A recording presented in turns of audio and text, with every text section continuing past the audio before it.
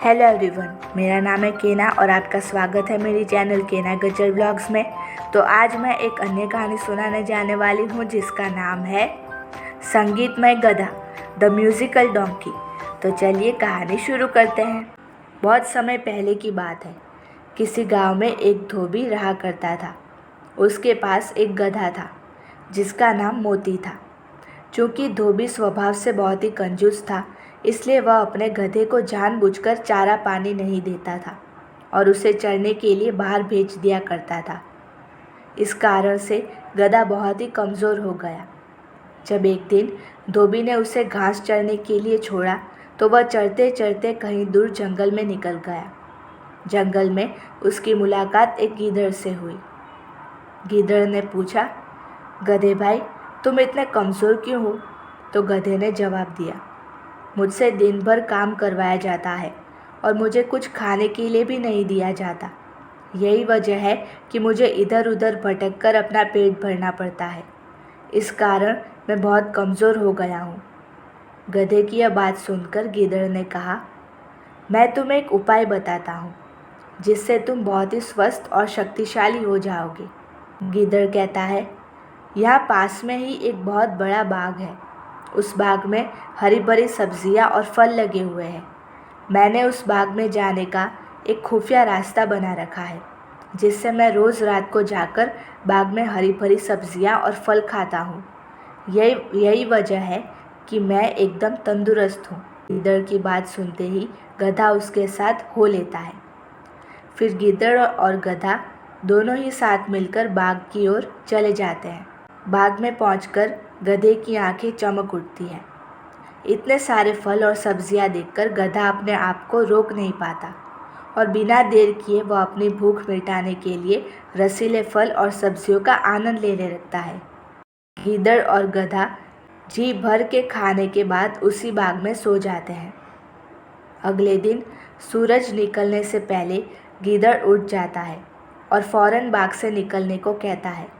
गधा बिना सवाल किए गीदड़ की बात मान लेता है और दोनों वहाँ से रवाना हो जाते हैं। फिर वो दोनों रोज़ मिलते और इसी तरह बाग में जाकर हरी भरी सब्जियाँ और फल खाते।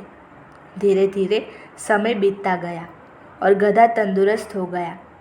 रोज़ भरपेट खाना खाकर अब गधे के बाल चमकने लगे थे और उसकी चाल में भी सुधार हो गया था। एक दिन गधा खूब खाकर मस्त हो गया और ज़मीन पर लौटने लगा। तभी गीदड़ ने पूछा, गधे भाई, तुम्हारी तबीयत तो ठीक है ना?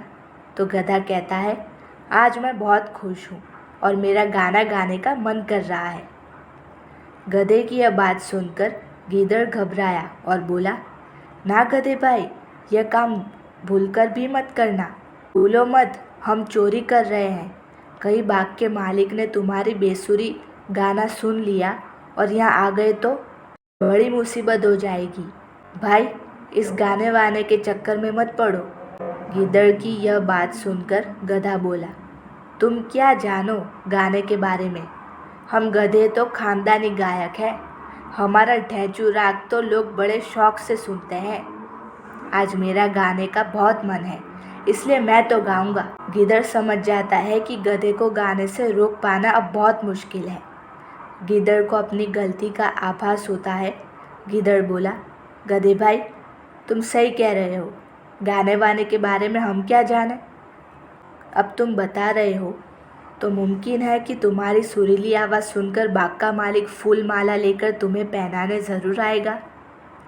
गीदड़ की बात सुनकर गधा खुशी से गदगद हो जाता है। गधा कहता है, ठीक है, फिर मैं अपना गाना शुरू करता हूँ। तभी गीदड़ कहता है, मैं तुम्हें फूलमाला पहना सकूं, इसलिए तुम अपना गाना मेरे जाने के 15 मिनट बाद शुरू करना। इससे मैं तुम्हारा गाना ख़त्म होने से पहले यहाँ वापस आ जाऊँ।